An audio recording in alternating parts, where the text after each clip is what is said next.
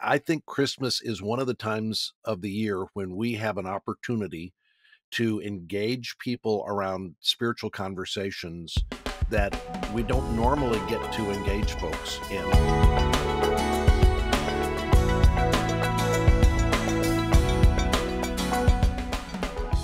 We are going to talk about Christmas. And as I said earlier, this is one of my favorite times of the year. I have been agonizing for months over where I'm going to put our Christmas tree this year because we got some new bookcases in our living room that take up the space where our Christmas tree was last year. And I literally just sit in my living room. I'm like, where are we going to put the Christmas tree? I have no idea. We will figure it out, I'm sure. But, a few more weeks until we get to do that. But as we're heading into this Christmas season, there are so many different emotions that people feel. Some people are excited. Some people are depressed. Some people don't even know what emotions they're feeling. They're just kind of in a funk all around. Right. And it depends on the season in your life. And so you have recently released a book called 4 Emotions of Christmas. And I saw you post this several months ago on Facebook and I was like, oh, that looks amazing. And so you sent me a copy of it. And it's been so great just flipping through the book and just seeing, what the Lord has shown you as you have observed Christian families and non-Christian families during this Christmas season. And so I would love for you to tell us a little bit about the book and, why does Christmas even matter? Why do we need to even talk about this topic? Well, let me just pull back and give you the big picture. My goal for this book was to provide your listeners, people in our church, people who know the Lord and who have a perspective on Christmas that the rest of the culture doesn't have. I wanted to provide all of us with a tool that we could use to try to make Christmas a super spreader event this year. Okay. Yeah.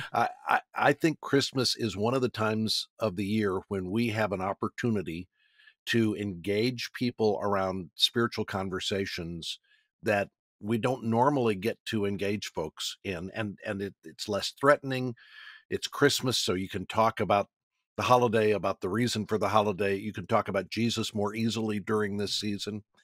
And in writing this book, I wanted, it's a short book. It's about 60 pages long. Yeah. And it's a short trim size for the book. So it's really kind of like a giant Christmas card or a giant tract. But the goal is for people to buy 5 or 10 or 15, or really what I'd love, what we're doing at our church, we're buying a quantity of them, about 500 of them, and then letting people in our church get them. If you buy 500, I think we're getting them for $2 each. So we'll let everybody in the church pick up as many as they want.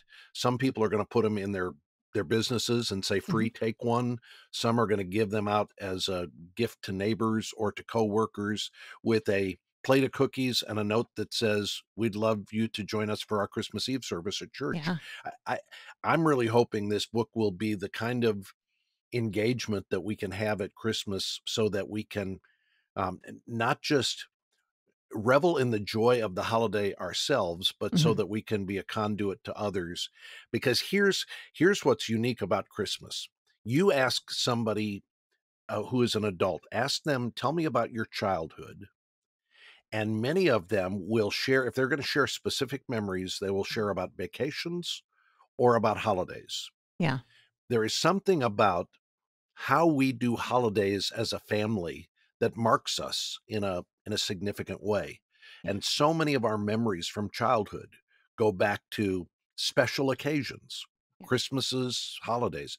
And so we get to adulthood and we're headed into the Christmas season and we're thinking, this is a magical season. And, I'm using that word in a colloquial sense. There's nothing really magical, but we expect the Christmas season to deliver something special to lift our spirits. And then for many of us, we get into the Christmas season and instead of our spirits being lifted, we're stressed out or we're sad or we have expectations that go unmet. Right. And I thought in this book, if I could unpack some of those emotions and say, the emotion we're all looking for at Christmas is joy, but we're experiencing stress or sadness or unmet expectations, maybe we should stop and consider, is there a spiritual root here that the reason we're sad is because there's something missing in the spiritual part of our lives. I'm just Right. hoping to awaken that idea in the lives of people who are going through the motions at Christmas and a little overwhelmed by it all, and maybe begin some gospel conversations as a result. Homeschool Insights is sponsored by CTC Math. If you're looking for a great online math program, visit ctcmath.com and try it for free. For more great homeschool inspiration and resources, listen to the Schoolhouse Rocked podcast every Monday, Wednesday, and Thursday.